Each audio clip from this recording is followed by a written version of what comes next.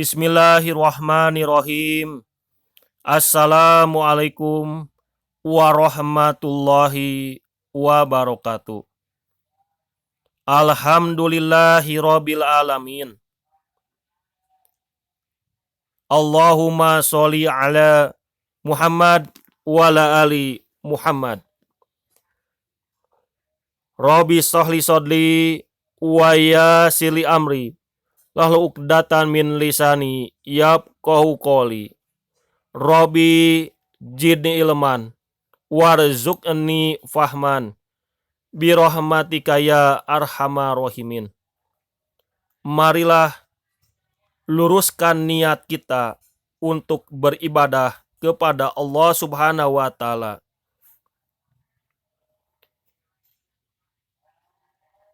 Jangan sombong, jangan takabur, dan jangan merasa lebih baik. Hidup jangan sekali-kali merasa lebih baik daripada orang lain. Itulah penghalang, pembatas atau hijab paling tebal yang akan merusak kehalusan akhlak kita dengan Allah dan manusia. A'udzu billahi minasyaitonir rajim. Bismillahirrahmanirrahim. Kalla innal insana layatgha ara'ahu stagna. Ketahuilah, sesungguhnya manusia benar-benar melampaui batas karena dia melihat dirinya serba cukup. Quran surat Al-Alaq ayat ke-6 sampai ke-7. Seorang yang memiliki ilmu kadang terkena penyakit sombong dan bangga diri. Kalau ilmu yang dimiliki adalah ilmu dunia, mungkin ini biasa terjadi. Namun yang pelik, jika ia mempelajari ilmu agama, seharusnya makin bertambah ilmunya, bertambah pula kebaikannya. Ada pertanyaan di sana. Untuk apakah ia belajar? Karena niat itulah yang akan menjawab mengapa seorang bertambah ilmu agamanya malah semakin menjadikannya sombong. Jika ia meniatkan belajarnya untuk beramal dengan ilmunya, maka semakin bertambah ilmunya, ia akan semakin soleh. Namun sebaliknya, jika ia belajar hanya ingin disebut sebagai alim ulama atau belajar untuk mengalahkan seseorang, maka tidak akan berkah ilmunya dan tidak akan berbuah dengan amalan-amalannya. Ka'ab bin Malik radhiyallahu anhu meriwayatkan dari Rasulullah Shallallahu alaihi wasallam, manib tago al ilmi liyubahiya bihil ulama'u aw yumariya bihis sufaha'u aw takbalul afidatan nasi ilaihi fa'ilan nar. Rawahul Hakim Syekh Albani. Barang siapa yang mencari ilmu untuk mendapatkan sebutan sebagai ulama atau memperdaya orang-orang yang bodoh atau untuk memalingkan manusia kepadanya, maka atasnya api neraka. Hadis riwayat Hakim. Syekh Al-Albani menghasankannya dalam kitab Shahihul Jami' As-Shaghir. Adab berkaitan erat dengan ilmu. Tidak ada adab tanpa ilmu, dan tidak ada ilmu tanpa adab. Berkata Abdullah ibnu Mubarak, hampir-hampir adab itu merupakan 2/3 ilmu. Sifatu Sofwah ibnu Zauji. Oleh karena itu, para ulama mendidik anak-anak mereka dengan adab dan akhlak terlebih dahulu sebelum mendapatkan ilmu. Berkata Abu Abdillah Sufyan bin Sa'id As-Sauri radhiyallahu anhu,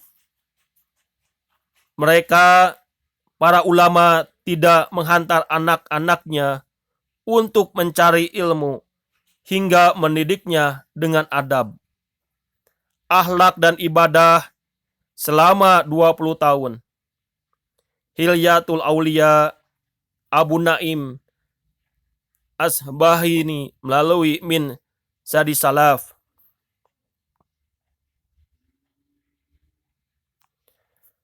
Mereka membedakan antara pendidikan atau tarbiyah dan pengajaran atau ta'lim, yaitu anak-anak mereka dididik, dilatih dengan akhlak dan adab yang baik. Kemudian mereka dihantar kepada para ulama. Dengan demikian, ketika menimba ilmu, mereka dalam keadaan memiliki adab dan akhlak yang baik, serta jauh dari kesombongan, hingga ilmu yang mereka dapatkan menjadi berkah. Lupakah kita kalau sesungguhnya ilmu yang kita punya akan ditanya tentang akibat amalannya? Seseorang yang menjadi sombong dengan sebab berilmu pengetahuan sebagaimana 2 perkara ini, yaitu dia sibuk menuntut ilmu yang dianggap olehnya sebagai ilmu yang baik, tetapi sebenarnya bukanlah ilmu yang hakiki dan bermanfaat. Selainnya, dia memang pakar dalam ilmu pengetahuannya, terutama dalam perkara keagamaan, tetapi sayang, buruk perangai dan akhlaknya, buruk watak dan tabiatnya, rendah jiwa dan hina budi pekertinya. Diriwayatkan dari Abu Hurairah radhiyallahu anhu bahwasanya Rasulullah shallallahu alaihi wasallam bersabda, "La tazulu qadama abdin hatta yus'ala an arba'a an umurihi fihim afnahu wa an ilmihi ma fa'ala fihi wa am malihi min aina aktasabahu wa fima anfaqahu wa an jismihi fima ablaha." Rawahu Tirmizi wa Sahih Albani fi Sahih Jami'a Shogir. Tidak akan bergeser kedua kaki seorang hamba hingga ditanya tentang 4 perkara. Tentang umurnya, untuk apa dihabiskan. Tentang ilmunya, apa yang telah ia amalkan. Tentang hartanya, dari mana dia dapatkan dan kemana dikeluarkan.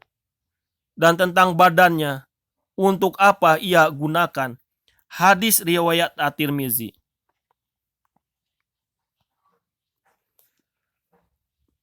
Manfaatkannya untuk kebaikan, sebagaimana sabda Nabi Muhammad SAW, siapa yang menunjukkan kepada kebaikan, ia mendapat ganjaran amalannya itu, dan ganjaran seumpama orang yang mengikutinya.